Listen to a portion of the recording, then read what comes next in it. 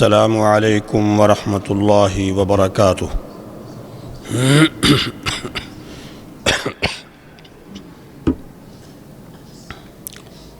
الحمدللہ الذی ہدانا لہذا وما كنا لنہتدی لولا ان ہدانا اللہ۔ اللہم صلی علی محمد وعلی آل محمد كما صليت على إبراهيم وعلى آل إبراهيم إنك حميد مجيد۔ اللهم بارك على محمد وعلى آل محمد كما باركت على إبراهيم وعلى آل إبراهيم إنك حميد مجيد۔ رب اشرح لي صدري ويسر لي أمري واحلل عقدة من لساني يفقه قولي۔ يقول الله تبارك وتعالى: فلولا إذ جاءهم بأسنا تضرعوا ولكن قست قلوبهم وزين لهم الشيطان ما كانوا يعملون۔ ہر قسم کی حمد و ثنا اللہ وحدہ لا شریک کے لیے ہے۔ بے شمار لا تعداد درود و سلام پیارے پیغمبر حضرت محمد صلی اللہ علیہ وآلہ وسلم پر، جنہیں اللہ تبارک و تعالی نے اپنے بندوں کے دلوں کی صفائی کے لیے، اصلاح کے لیے مبعوث فرمایا۔ انسان، اس کا یہ جسم، اللہ نے اس کو یہ ساخت عطا کی، شکل خوبصورت بنائی، یہ چہرہ اور یہ ہاتھ پاؤں، انسان کا یہ جسم، ہر عضو اپنی جگہ پہ بڑا خوبصورت بھی ہے اور بڑا اہم بھی ہے، لیکن انسان کے جسم کے اندر ایک چھوٹا سا ٹکڑا اور چھوٹا سا عضو، وہ اس انسان کا سب سے اہم اور ضروری پرزہ ہے، سب سے اہم یہ جز ہے، ایک عضو ہے۔ انسان زندہ ہے تو کچھ ہے، انسان زندہ نہیں تو کچھ بھی نہیں، اور انسان کی زندگی حقیقت میں اس جز پہ، اس قطعے پہ اور جسم کے اندر یہ چھوٹا سا جو عضو اور ٹکڑا ہے اس کے ساتھ منسلک ہے، وہ دل۔ سب جانتے ہیں انسان کے جسم کے اندر دل ہے۔ اللہ تبارک و تعالی نے اس دل کو بنایا چھوٹا سا اور بڑا نازک یہ عضو ہے، لیکن بڑا ہی اہم ہے۔ انسان جسمانی طور پر، اور یہ جس کو ہم زندگی کہتے ہیں، زندہ ہے، اس انسان کا جسم حرکت کرتا ہے، یہ زندہ ہے، یہ کچھ کرنے کے قابل ہے، اس کو سکون ملتا ہے، کچھ بھی آگے پیچھے جاتا یا عمل کرتا ہے جب زندہ ہے، اور یہ زندگی اس دل کے ساتھ ہے۔ دل زندہ ہے تو سارا جسم زندہ ہے۔ اگر دل مر گیا، دل خراب ہو گیا، دل میں کوئی پرابلم پیدا ہو گئی، دل بیمار ہو گیا تو سارا جسم بیمار، دل مر گیا تو سارا جسم ختم۔ یہ ظاہری دنیاوی زندگی کے اعتبار سے ہے، مادی زندگی کے اعتبار سے ہے۔ اس وجہ سے ہر انسان کوشش کرتا ہے کہ دل کی حفاظت زیادہ کرے۔ معمولی سا خطرہ محسوس ہو تو کیا کیا ٹیسٹ اور پھر اس کے لیے کیا کیا علاج، لیکن یہ دل جہاں اس جسم کو زندہ رکھنے کے لیے اور اس جسم کی نشاط اور اس کے باصلاحیت رکھنے کے لیے یہ ضروری ہے، تو دوسری طرف اس دل کی ایک زندگی اور ہے۔ وہ جو زندگی ہے وہ اس کی روحانی اور دینی زندگی ہے۔ اگر دل روحانی طور پر، دینی طور پر، ایمانی طور پر، عملی طور پر زندہ ہے تو اس انسان کا یہ جسم بھی اللہ تعالیٰ کے حکم کے مطابق چلتا ہے، اور یہ دل اس انسان کے جسم کے اندر بہت چھوٹا اور نازک ہونے کے باوجود انسان کے پورے جسم کا سردار بھی ہے۔ انسان کے تمام اعضاء، وہ آنکھ ہو، کان ہو، زبان ہو، ناک ہو، انسان کے ہاتھ پاؤں ہیں، ٹانگیں ہیں، سب، یہ دل سب کا رہنما اور لیڈر بھی ہے۔ یہ دل نبی اکرم علیہ السلام اس کے بارے میں ارشاد فرماتے ہیں، الا ان فی الجسد لمضغہ، انسان کے جسم کے اندر ایک ٹکڑا ہے، ایک عضو ہے چھوٹا سا، اذا صلحت صلح الجسد کلہ واذا فسدت فسد الجسد کلہ۔ اگر یہ ٹکڑا، یہ عضو ٹھیک رہا، سارا جسم ٹھیک ہے، اور اگر یہ خراب ہو گیا، فاسد ہو گیا، برباد ہو گیا، تو سارا جسم خراب ہے۔ اور یہ جسمانی دنیاوی طور پر، ظاہری طور پر ہم سب یہ سمجھتے ہیں دل ٹھیک چل رہا ہے تو بندہ ہے، جیسے ہی دل کو کچھ ہوا تو بس۔ لیکن یہاں اس اصلاح سے، جس سے نبی علیہ السلام تعبیر کر رہے ہیں کہ یہ دل، الا وحی القلب، یہ دل کا ٹکڑا اگر ٹھیک ہے تو سارا جسم ٹھیک ہے، اگر یہ دل خراب ہو گیا تو سارا جسم خراب ہے۔ یہاں اس کے ٹھیک ہونے، اصلاح سے مراد اس کی روحانی زندگی اور جسم کا عملی طور پر اللہ تبارک و تعالیٰ کے حکم کے تابع ہونا، اس سے مراد ہے۔ اگر دل میں اللہ ہے، دل میں اللہ کی یاد ہے، دل میں ایمان ہے، دل میں اللہ کا خوف ہے، اللہ کا ڈر ہے، دل میں اللہ تعالیٰ کی پہچان اور معرفت ہے، تو اس کا اثر لازمی جسم کے باقی اعضاء پہ آئے گا۔ اور اگر یہ دل ٹھیک نہ رہا اور یہ خراب ہو گیا تو یہ خراب کیسے ہوگا؟ روحانی طور پر کیسے خراب ہوگا؟ اس کو اللہ تبارک و تعالیٰ نے قسوت قلب سے تعبیر کیا ہے، یعنی دل سخت ہو گیا، دل سخت ہو گیا، دل پتھر ہو گیا۔ کہتے ہیں فلاں کا دل تو پتھر ہو گیا۔ اللہ تبارک و تعالیٰ نے قرآن مجید میں اس کا ذکر بہت سی جگہوں پہ کیا ہے۔ پہلی قوموں کے حوالے سے ذکر کیا، یہ آیت جو میں نے آپ کے سامنے پڑھی، اللہ جو فرماتے ہیں وَلَقَدْ أَرْسَلْنَا مِن قَبْلِكَ، ہم نے آپ سے پہلے رسول بھیجے، وَلَقَدْ أَرْسَلْنَا إِلَىٰ أُمَمٍ مِّن قَبْلِكَ، آپ سے پہلے کتنی امتوں کی طرف ہم نے رسول بھیجے۔ فَأَخَذْنَاهُمْ بِالْبَأْسَاءِ وَالضَّرَّاءِ لَعَلَّهُمْ يَتَضَرَّعُونَ، پھر ہم نے ان قوموں کو پکڑا بھی جب انہوں نے نبیوں رسولوں کی بات نہیں مانی، جھٹلایا، ہم نے ان پر عذاب بھی نازل کیے، پکڑا بھی، سزا بھی، تنگی کی ان پہ، تاکہ وہ اللہ کی طرف تضرع کریں، اللہ کی طرف پلٹ آئیں، اللہ سے ڈر جائیں، اللہ کے سامنے گریہ زاری کریں۔ لیکن فلولا اذ جاءہم بأسنا تضرعوا، انہوں نے اللہ کی پکڑ آ جانے، اللہ تعالیٰ کی طرف سے سزا آ جانے،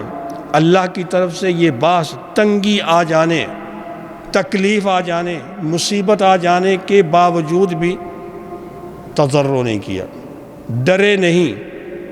ان کو احساس نہیں ہوا، ان کے دل میں کوئی اثر نہیں ہوا۔ ولولا اذ جاءهم بأسنا تضرعوا ولكن قست قلوبهم،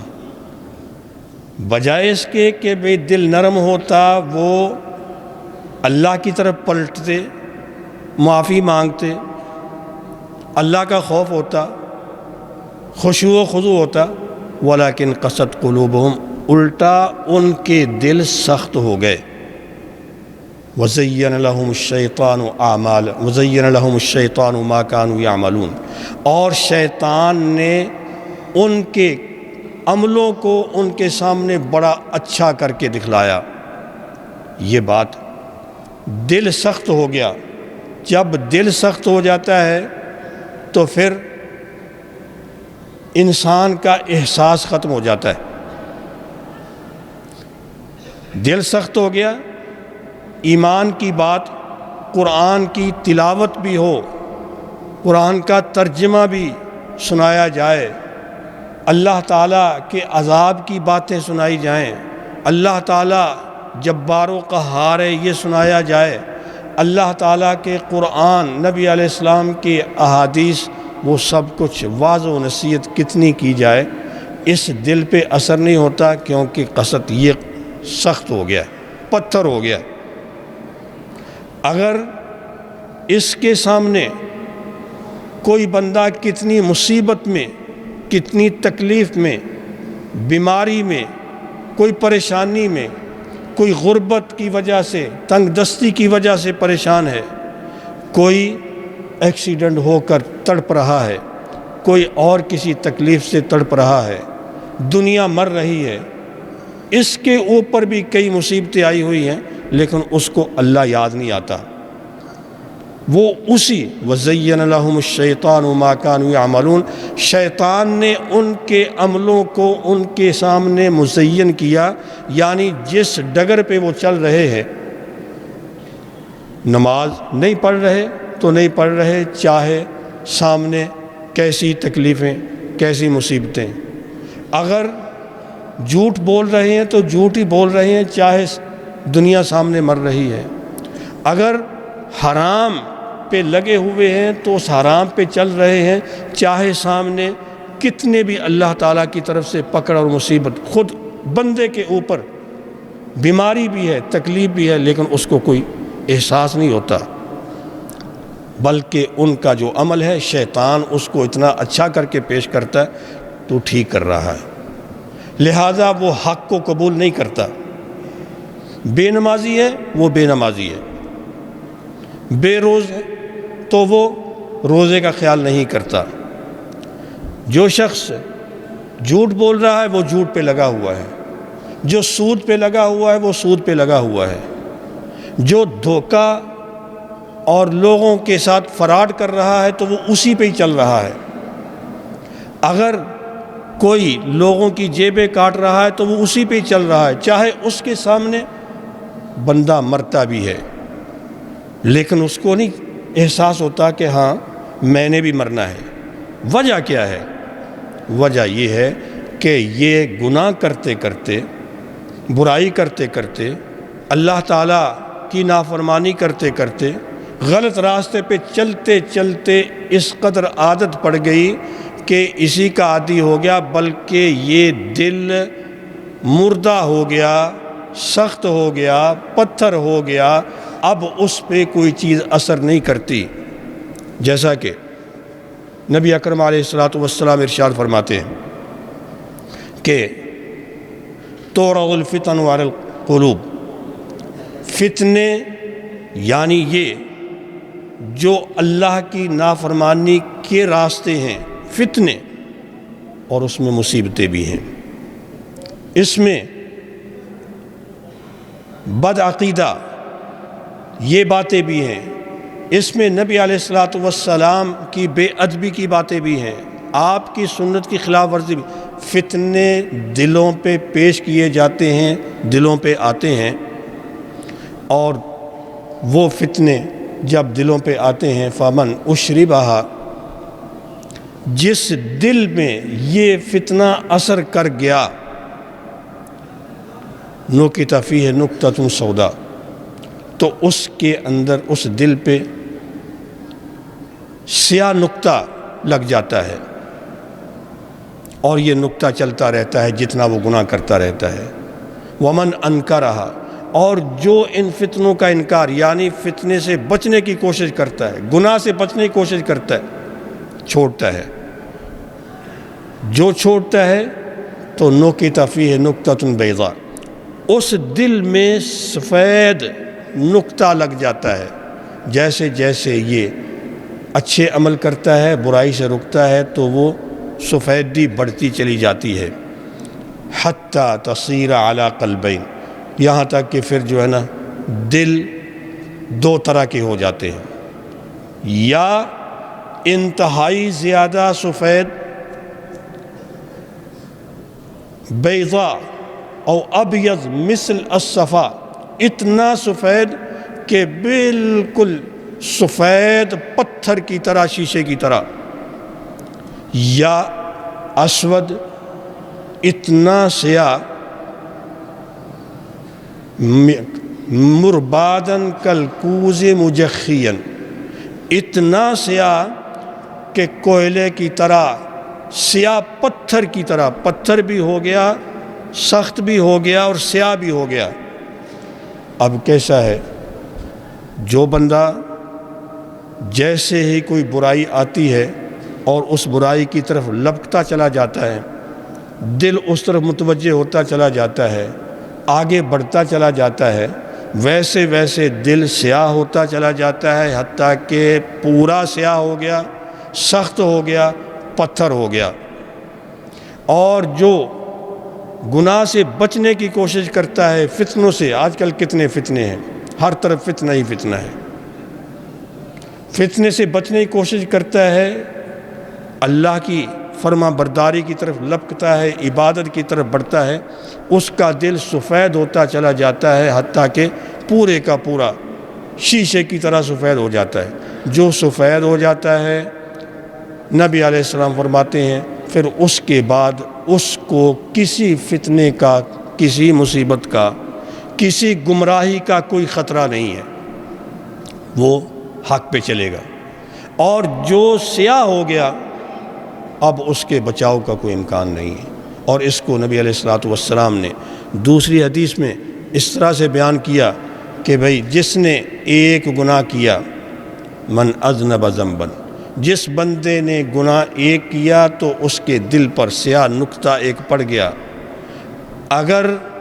زیادہ فزادت گناہ میں اضافہ کرتا ہے تو یہ سیاہ نقطہ بھی بڑھتا چلا جاتا ہے، حتیٰ کہ سارے کا سارا دل سیاہ ہو جاتا ہے۔ اور اگر وہ اللہ سے ڈر جاتا ہے، وَنَزَعَ وَاسْتَغْفَرَ، گناہ سے پیچھے ہٹ جاتا ہے، گناہ کو چھوڑ دیتا ہے، اور جو گناہ ہو گیا اس کی معافی بھی مانگتا ہے، استغفار بھی کرتا ہے، اللہ سے معافی مانگتا ہے۔ گناہ ہونا انسان سے کوئی بڑی بات نہیں ہے، گناہ ہوتا ہے، غلطی ہوتی ہے، خطا ہوتی ہے، لیکن انسان وہ اچھا ہے جو گناہ کے بعد پھر اللہ کی طرف پلٹے اور معافی مانگے، استغفار کرے۔ استغفر سوقیلا، اس کا دل صاف کر دیا جاتا ہے، اس کا دل بالکل سفید صاف کر دیا جاتا ہے، سارے اس کے سیاہ نقطے یا اس کے اوپر کچھ تو اس کو صاف کر دیا جاتا ہے۔ لیکن جو دل گناہ کی طرف چلتا ہے، بڑھتا ہے اور متوجہ رہتا ہے، وہ انسان کہ جیسے پہلے گناہ سامنے آیا تو ہلکا سا، لیکن پھر اور بڑا اور آگے اور آگے، جیسا کہ کہیں کہ اگر کسی کے ساتھ کچھ فراڈ کر کے 4 پیسے نکال لیے، پہلی بار تو محسوس ہوا، اس کے بعد پھر آگے بڑھتا ہی چلا جاتا ہے۔ سود پہلی بار تو ڈرتے ڈرتے لیا، جب جو ہے وہ لیتے لیتے دل بھر رہا ہے، جیب بھر رہی ہے، تو دل اتنا سیاہ اور سخت ہو جاتا ہے کہ اب اسے احساس ہی نہیں ہوتا کہ میں غلط بھی کر رہا ہوں، میں حرام بھی لے رہا ہوں، میں سود لے رہا ہوں، اس کو احساس ہی نہیں رہتا کہ بھئی میں اللہ تعالیٰ کے عذاب کو دعوت دے رہا ہوں۔ جب ایسا ہو جاتا ہے یہ بندہ، نبی علیہ السلام فرماتے ہیں یہ وہ ران یعنی زنگ ہے جس کا اللہ نے قرآن مجید میں ذکر کیا ہے سورۃ مطففین 30ویں پارے میں، کلا بل ران علی قلوبہم ما کانوا یکسبون۔ لوگوں کے عملوں کی وجہ سے، بندوں کے اپنے ان غلطیوں اور کوتاہیوں برائیوں کی وجہ سے جو وہ کماتے، غلط کرتے، حرام کرتے، اس وجہ سے ان کے دلوں پر یہ زنگ پڑ گیا ہے اور اس نے ان کے دلوں کو سیاہ کر دیا۔ فرمایا یہ ہے ایک گناہ کیا تو ہلکا سا، پھر اور آگے بڑھے، پھر اور آگے بڑھے، احساس ختم ہو جاتا ہے۔ یہ احساس ختم ہو گیا، اس کی وجہ سارا بنیادی طور پر یہی کہ انسان غافل ہوتا ہے، اللہ کے ذکر سے غافل ہوا، اللہ تبارک و تعالیٰ کی یاد سے غافل ہوا۔ غفلت ہوتے کرتے آخر اللہ کے دیے ہوئے احکام عمل کرنے سے سست ہو گیا۔ نماز پڑھنے کبھی کبھی آتا تھا، اب اور پیچھے ہو گیا۔ کرتے کرتے غفلت اور سستی اتنی ہوئی کہ حتیٰ کہ نماز چھوڑ گیا۔ حتیٰ کہ اتنا ہوا، یہ دل کی سختی کی علامات بھی ذرا دیکھیے کیسے محسوس کریں گے۔ کبھی آ جاتا تھا مسجد میں، اب کرتے کرتے اور پیچھے ہو گیا۔ کبھی کبھی صبح فجر میں اٹھ جاتا تھا، لیکن اب وہ بھی اٹھنا گیا۔ اب یہ کہ مسجد میں آنا تو دور کی بات،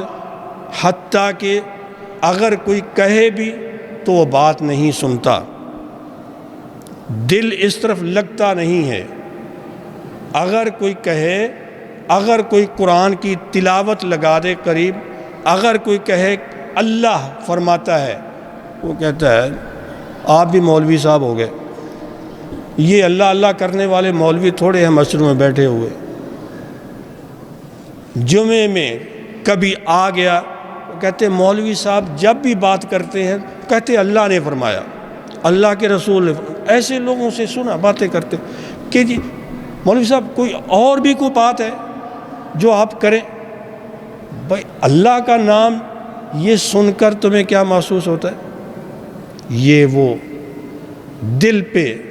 جو سیاہ دھبے پڑتے پڑتے دل سیاہ ہو گیا، یہ ران اور یہ جو اس کے اوپر زنگ لگ گیا، اب پیچھے ہٹتے ہٹتے انسان اتنا دور چلا جاتا ہے کہ تباہ ہو جاتا ہے۔ اب اس کا احساس ختم ہوا۔ جب احساس ختم ہو گیا اور اس احساس کو دوسرے انداز سے جو بیان کیا کہ ایک تو ہے نا کہ اللہ تعالیٰ کی عبادت کا بھی احساس ختم ہو گیا، اللہ تعالیٰ کی نافرمانی کا احساس ختم ہو گیا، گناہ کا احساس ختم ہوا، عذاب کا ڈر ختم ہو گیا، احساس نہیں رہا۔ تو اس کے ساتھ احساس میں یہ چیز بھی ہے کہ خود بڑے خوب گھر میں سب کچھ ملا ہوا، سب کچھ جیب بھری ہوئی، گھر میں بچے بڑا اچھا کچھ کھا پی رہے ہیں، لیکن دوسرا ساتھ دیکھتا ہے سامنے کہ جو بھوکا ہے، بچے بھوکے ہیں، کسی کے بچے کے پاؤں میں جوتا نہیں ہے بلکہ جسم پر کپڑا نہیں ہے، سردی میں ٹھٹر رہا ہے، کسی کے پاس کھانے کی چیزیں نہیں ہیں۔ دیکھیں کہ کسی کے بچے ادھر سڑک پہ جو ہے بیچارے گھوم پھر رہے ہیں، کوئی بندہ مارا مارا پھرتا ہے کہ صبح سے کل سے کچھ کھایا پیا نہیں ہے، اس کو احساس نہیں ہوتا، کہتا تم تو مانگنے والے۔ احساس، غریب کا احساس ختم ہو گیا، بیمار کا احساس ختم ہو گیا۔ جیسا کہ ہم دیکھتے ہیں دل ہمارے مردہ پتھر ہو گئے، ایکسیڈنٹ ہو جائے، بندہ خون میں لت پت ہے، اس کو دیکھنے کی بجائے کیا کرتے ہیں، دیکھیں کہ اس کی جیب میں کیا ہے نکال لیں، اس کی چیزیں بکھری پڑی ہیں، اس میں کیا چیز مل سکتی ہے لے کر بھاگنے کے چکر میں۔ اس کا مطلب یہ ہے کہ یہ دل مردہ ہو گیا ہے، یہ کہیں پگھلتا ہی نہیں ہے، یہ نرم ہی نہیں ہوتا۔ اس کو نرم کرنے کے لیے کیا ہے؟ اللہ کی یاد زیادہ ہے، اللہ کا ذکر زیادہ کریں، استغفار کریں، قرآن زیادہ سنیں۔ اگر قرآن سننے کو دل نہیں چاہتا، اس کا مطلب دیکھو بڑا معاملہ خطرناک ہے۔ سن کر پھر احساس نہیں ہوتا، اثر نہیں ہوتا تو معاملہ گڑبڑ ہے۔ اگر کوئی اللہ تعالیٰ کے عذاب کی بات کرے کہ یہ عذاب کی شکل ہے، تو اس کو سیاسی بنا لے اور اس کو کچھ سائنسی اور کچھ اور شکلیں بنا لے، اللہ کا نام بیچ میں نکال دیں، سمجھو کہ بھئی دل کے اوپر کچھ زنگ لگ چکا ہے۔ اس لیے اس کا حل کیا ہے؟ آئیں توبہ کریں، قرآن کو زیادہ پڑھیں، قرآن کو سنیں، قرآن و حدیث اللہ کے ذکر کی مجلس میں آئیں، کم از کم وہاں جہاں مسجد میں کبھی ذکر ہوتا ہے، جمعے کے لیے ہم دیکھتے ہیں جمعے کو تھوڑا بہت چند منٹ کا یہ خطبہ کچھ بات ہوتی ہے، ہمارے اکثر اب کیا ہے کہتے ہیں کہ مولوی صاحب جب جماعت کھڑی کرنے پہ ہوں گے، جب وہ آخر میں پہنچنے پہ ہوں گے تو پھر ٹھیک ہے چلتے ہیں، ابھی جا کے کیا کرنا ہے۔ مسجد خطبہ شروع ہوتا ہے خالی ہوتی ہیں کہ کہیں کان میں کوئی آواز نہ پڑ جائے قرآن کی آیت کی، حدیث کی، اللہ یا اللہ کے رسول کی۔ اس کا مطلب یہ ہے کہ یہاں دل نہیں لگتا۔ کتنے لوگوں کو دیکھا کہ ادھر بات ہو رہی ہے، خطبہ ہو رہا ہے، جمعہ ہو رہا ہے، واعظ و نصیحت ہو رہی ہے، باہر کھڑے صحن میں دروازے پہ گیٹ پہ باتیں کر رہے ہیں، اور کتنے ہیں بیٹھ کر سامنے موبائل دیکھ رہے ہیں، کتنے ہیں سامنے کان کسی اور طرف کال کر رہے ہیں، کچھ اور اپنی واٹس ایپ اور گروپ دیکھ رہے ہیں۔ اس کا مطلب یہ ہے کہ بس دنیا ہی دنیا ہے، اللہ بھول گیا ہے۔ اب یہ دل پتھر ہو گیا ہے، دل کو پگھلائیے، نرم کیجئے، اللہ کے نام سے، استغفار سے، ذکر کر کے، توبہ کر کے، اللہ کی ذکر کی مجلسوں میں آ کر اللہ تبارک و تعالیٰ سے دعا ہے کہ اللہ تعالیٰ مجھے بھی، آپ کو بھی، ہم سب کو توفیق عطا فرمائے کہ ہم اپنے دل کی فکر کریں، جیسے اس کی زندگی کی فکر کرتے ہیں، ہم اس دل کی روحانیت کی بھی فکر کریں، اس کو نرم کریں۔ اللہ ہمارے دلوں کو نرم کر دے، ہمارے دلوں میں اللہ تعالیٰ اپنی محبت پیدا کر دے، اپنا خوف پیدا کر دے۔ اللہ تعالیٰ ہمارے دلوں کی اصلاح فرمائے، دنیاوی جسمانی زندگی بھی عطا فرمائے، اور اللہ تعالیٰ روحانی زندگی بھی عطا فرمائے۔ وآخر دعوانا الحمدللہ رب العالمین۔